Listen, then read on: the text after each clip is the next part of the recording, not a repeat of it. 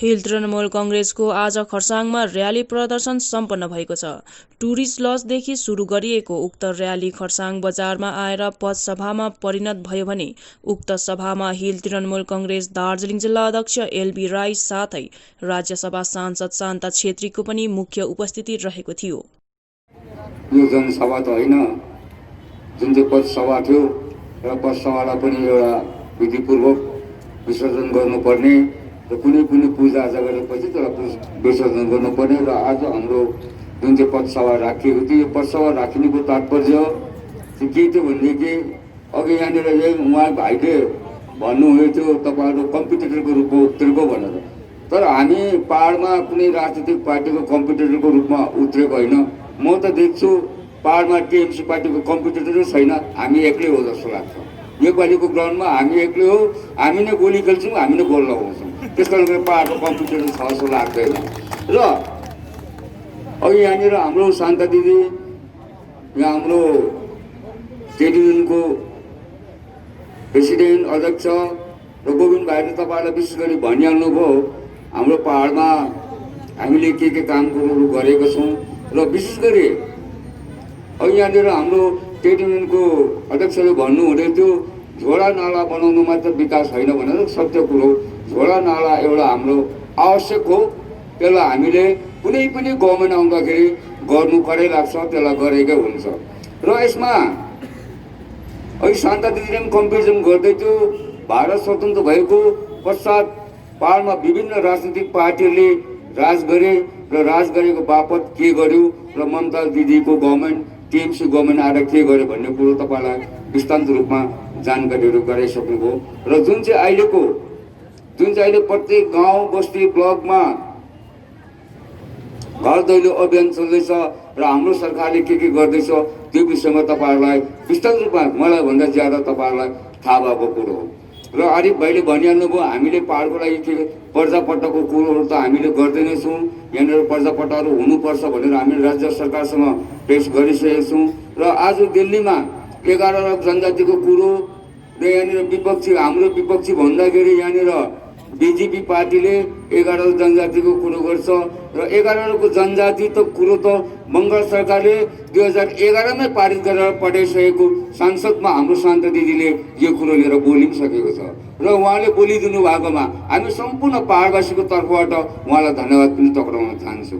र मैले देख्दाखेरि मेरो हिसाबले हेर्दाखेरि 11 जनजाति होइन, यहाँ गोर्खाल्यान्ड पनि होइन। हामीलाई रोजगार देऊ न, हाम्रो नानीहरू रोजगार पाउने त्यो नै हो हामीलाई गोर्खाल्यान्ड। यो गोर्खाल्यान्ड भएको हुनु पर्दैन हामीलाई गोर्खाल्यान्ड, तिमीले सहुलियत देऊ न हामीलाई।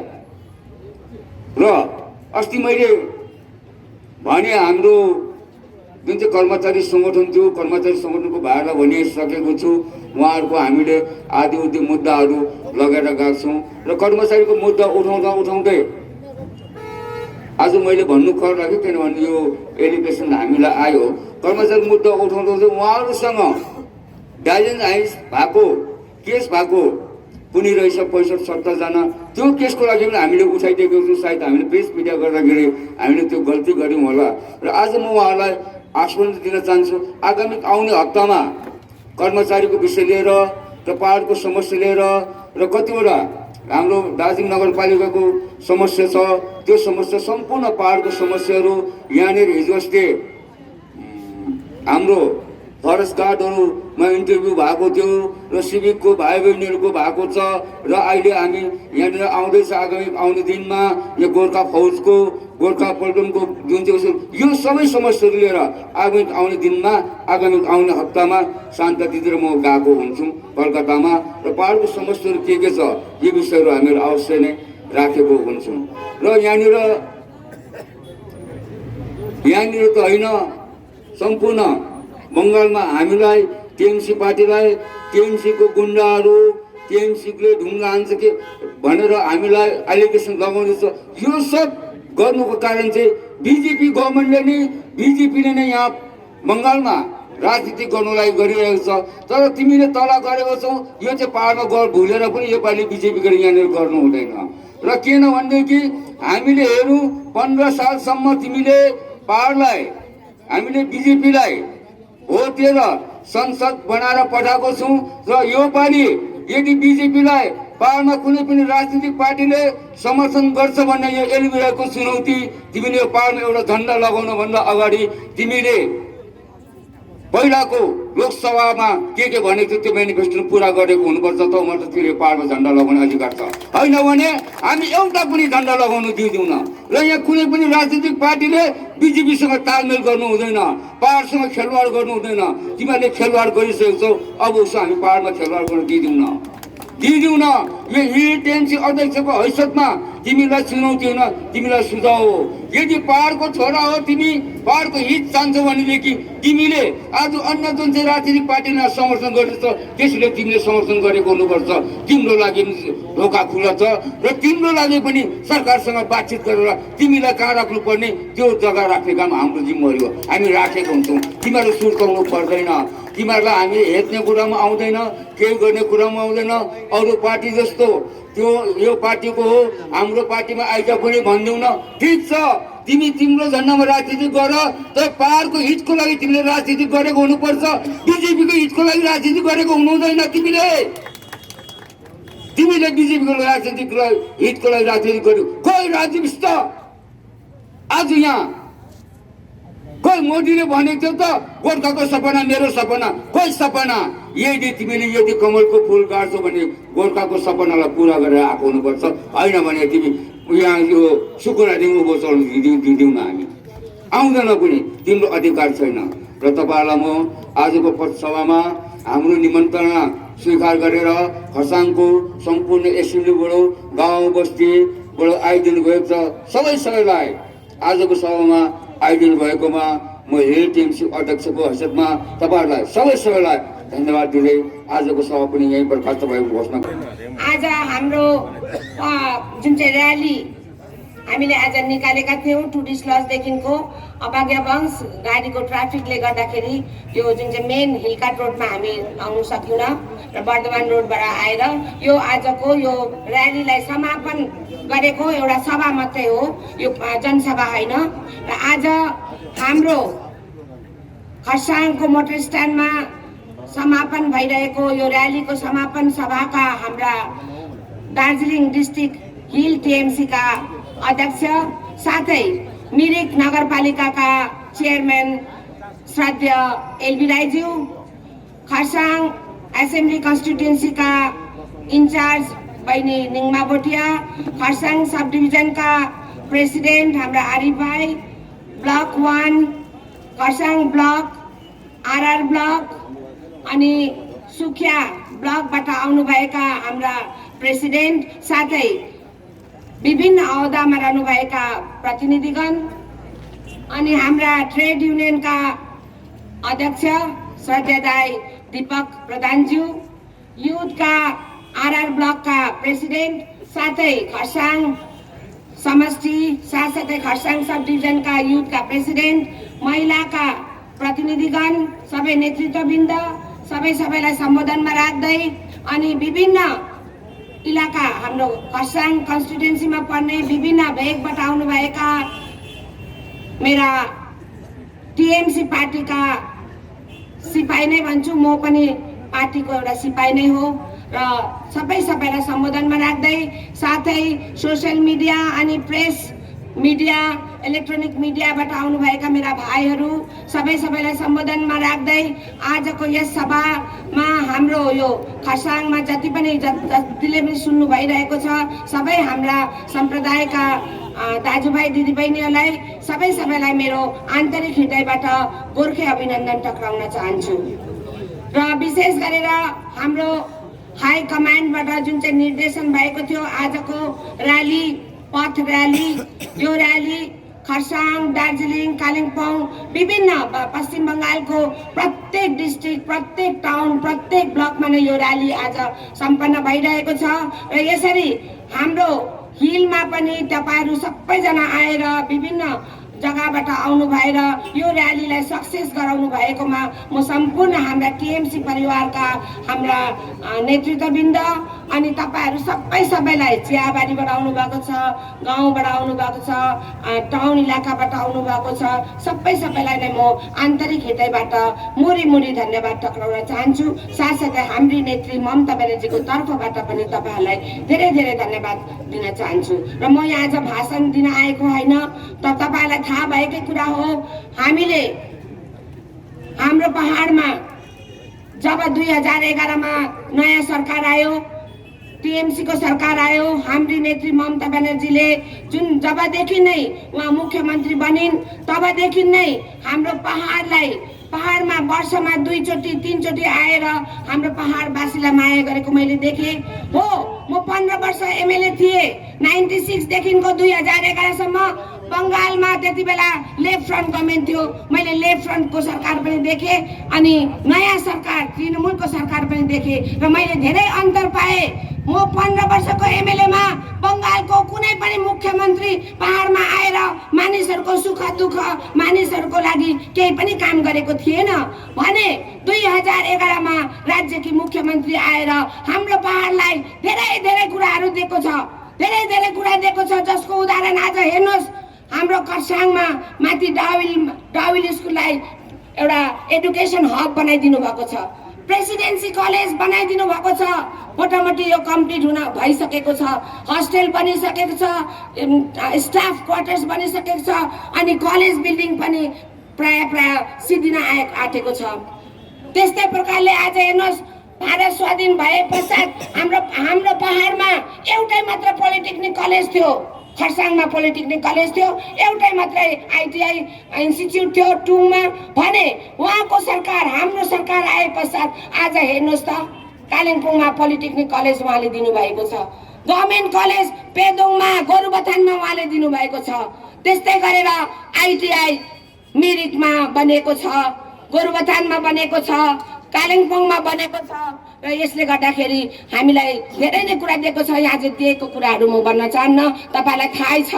र विशेष गरेर हाम्रो सरकारले यो 10 वर्षको अवधिमा प्रत्येक क्षेत्रमा, शिक्षाको क्षेत्रमा भनौँ, हेल्थ सेक्टरमा भनौँ, आज हेर्नुहोस् त त्रिवेणीमा हाम्रो कोभिड हस्पिटल बनेको छ, 150 बेड भएको कोभिड हस्पिटल कसले दियो?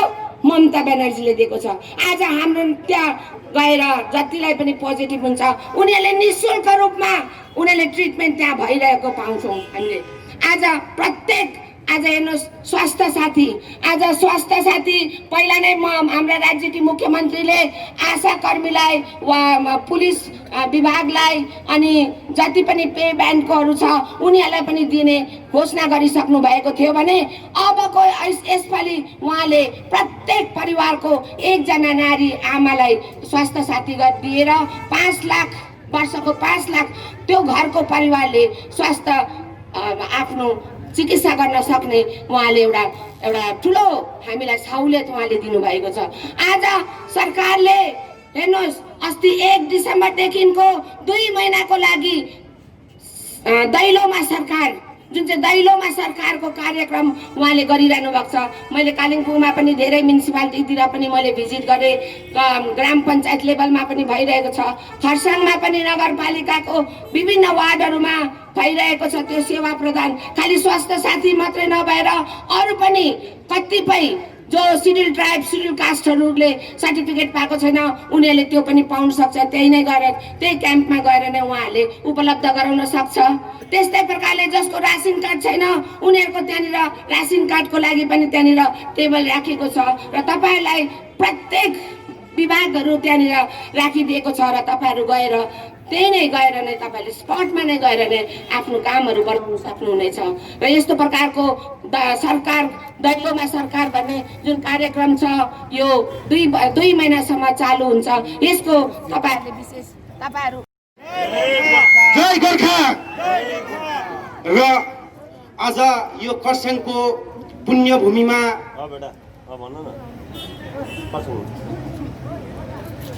जुन यो र्यालीमा है हाम्रो दिदीबहिनी दाजुभाइले आज सफलीभूत पारिदिनु भएकोमा सर्वप्रथम म हृदयबाट हजुरहरूलाई धन्यवाद दिँदै है आज हाम्रो पार्टीको अध्यक्ष श्रीमान एलबी सरज्यूको नमन गर्दै त्यसरी नै हाम्रो शान्ता म्याडमको अनुमति लिँदै अनि हाम्रा आदरणीय दाई सञ्जय सुब्बाज्यूको अनुमति लिँदै आरिफ खान सबैको अनुमति लिँदै है म डाइरेक्ट कुरा गर्छु, समय छोटो छ।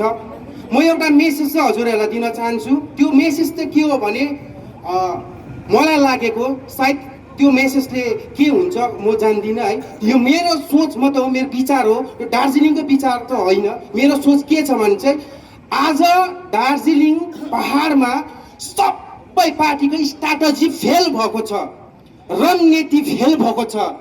एउटै पार्टी हो टिएमसी पार्टीको मात्रै रणनीति फेल भएको छैन। यो यहाँबाट हजुरहरूलाई ठक्केर भन्न चाहन्छु, म कसैलाई भनेको होइन, म जनता जनार्दनलाई भन्न चाहन्छु कि सबै पार्टीको रणनीति फेल भएको छ। यो एकपल्ट टिएमसी पार्टीको कुशल नेतृत्वलाई हेरेर एकपल्ट तपाईँलाई जौले हात जोडेर हामीलाई पनि तपाईँहरूप्रति काम गर्ने केही त मौका दिनुहोस्। किनभने यहाँको आजको जुन पहिलाको राजनीतिक जुन दलहरू छ उहाँको नेतृत्वले गर्दाखेरि यो दार्जिलिङ कालो हिलोमा दलदलमा फँसेको छ। यसलाई निकाल्ने काम सिर्फ हाम्रै टिएमसी पार्टी अध्यक्ष एलबी राईले मात्र गर्नु सक्छ भनेर म यहाँबाट घोषणा पनि गर्छु। किनभने उहाँ नै यस्तो व्यक्ति हो यो रङ्गना भएको दार्जिलिङलाई दोहोऱ्याएर निकालेर भोलिको दिनमा विकासको क्षेत्रमा अगाडि बढाउने एउटै लिडर छ पहाडमा। त्यो लिडर को हो भने सिर्फ एलबी राई हो। एलबी राई बाहेक अरू कसले पनि गर्न सक्दैन। आज यस खरसाङको प्राङ्गणमा हामी सम्पूर्ण खरसाङ एसेम्ब्लीको युवाहरूले छाती ठोकेर भन्न सक्छौँ कि हामीलाई आज यहाँ आउने इन्डिभिजुअल 2000 दिएर आएको होइन, 3000 दिएर आएको होइन, गाडीको भाडा दिएको आएको होइन। हामी परिवर्तनको लहरलाई लिएर मात्रै आएको हो। यो सब जनता जनार्दनले बुझ्नुपर्छ कि हामीलाई पनि त्यसरी नअँगाल्नुहोस्। जुन चाहिँ आज विभिन्न पार्टीले लाँदैछ गोजीमा 2000 3000 पैसा दिँदै लाँदैछ, हामी प्लिज मिडियाले पनि दिनुहोस्। हाम्रो गोजीमा एक रुपियाँ पनि नहालिकन हाम्रै पैसाले यो दार्जिलिङको अवस्थालाई हेरेर आज पहाडको परिवर्तन चाहन्छु भनेर हामी स्वयं आफ्नै बलबुतामा आज यस खरसाङको प्राङ्गणमा हामी भेला भएको थियौँ। यदि हामीलाई गोजीको भाडा दिएर गोजीमा 2000 दिएर त्यति मात्र होइन भने यो खरसाङको बजार भराएर देखाइदिन्थ्यौँ हामी। त्यो प्रति हाम्रो समर्थ छ भन्दै म सानो मेरो यो सुझाव यिनले समाप्त गर्न चाहन्छु। जय गोर्खा, जय टिएमसी, जय एलबी राई, जय शान्ता दिदी, जय सञ्जय सुब्बा भन्दै सम्पूर्ण ब्लकका खरसाङ ब्लकका हाम्रो जति पनि नेतृत्ववर्गहरूलाई आज यस र्याली सफल गर्नुभएकोमा धेरै धेरै धन्यवाद टक्राउँदै आज हामी तपाईँको बहुमूल्य यस्तो चिसो दिनमा बहुमूल्य समय ज्यादा लिन चाहन्न र आजको मेन उद्देश्य हामीले र्याली गर्नुको उद्देश्य के हो भन्दा अवेरनेस हामीले गर्नु खोजेको। जुन हाम्रो राज्य सरकार कि मुख्यमन्त्री सुश्री ममता ब्यानर्जीले पहाड र बङ्गालको लागि धेरैवटा चिजहरू दिइरहनु भएको छ, त्यस विषयमा अहिले हाम्रो वक्ताहरूले तपाईँहरूमाझ जानकारी दिनेछन्। र यसरी नै आज पहिलो वक्ताको रूपमा हामी हाम्रा ट्रेड युनियनका अध्यक्ष दीपक प्रधानज्यूले 2 शब्द राखिदिने अनुरोध गर्दछु। हाम्रो तृणमूलका समर्थकहरूलाई अभिनन्दन टक्राउँदै मञ्चमा आसीन भएका हाम्रा तृणमूलका अध्यक्ष श्रीमान एलबी राईज्यू, हाम्रा एमपी श्रीमती शान्ता छेत्रीज्यू, खरसाङ महकुमाका प्रभारी हाम्रो बहिनी मिङमा भुटिया अनि खरसाङ टाउनका हाम्रा तृणमूलका प्रभारी आरिफ खान, साथै हाम्रा खरसाङ ब्लकका प्रेसिडेन्ट श्रीमान समीर छेत्रीज्यू, साथै आरआर ब्लकका हाम्रा प्रेसिडेन्ट श्रीमान सञ्जय सुब्बा लगायत राइसमा सबैजना उपस्थित अनि हामी जम्मै तृणमूल कङ्ग्रेसका समर्थक साथसाथै खरसाङका दाजुभाइ तथा दिदीबहिनी, प्रथमतः हामी जुन झन्डाको मुनि बसेर आज हामी यहाँ पथसभा गरिरहेका छौँ, हाम्रो उद्देश्य के छ भन्दाखेरि विगतमा 12 वर्ष अगाडि हाम्रो सरकार मोटामोटी 10 वर्ष अगाडि हाम्रो सरकारले जब यो पदभार हाम्रो बङ्गाल सरकारको सरकार हाम्रो पार्टीले जबदेखि पदभार लियो त्यसको उपलब्धिहरू के हो त्यो नै जानकारी गराउनलाई चाहिँ हामी यहाँ उपस्थित भएको हो। आज अब आउने 6 महिना बादमा चुनाव हुँदैछ। हामीले जहिले पनि भावनाको इमोसनको राजनीतिहरू गर्यौं, यथार्थको राजनीति हामीले कहिले पनि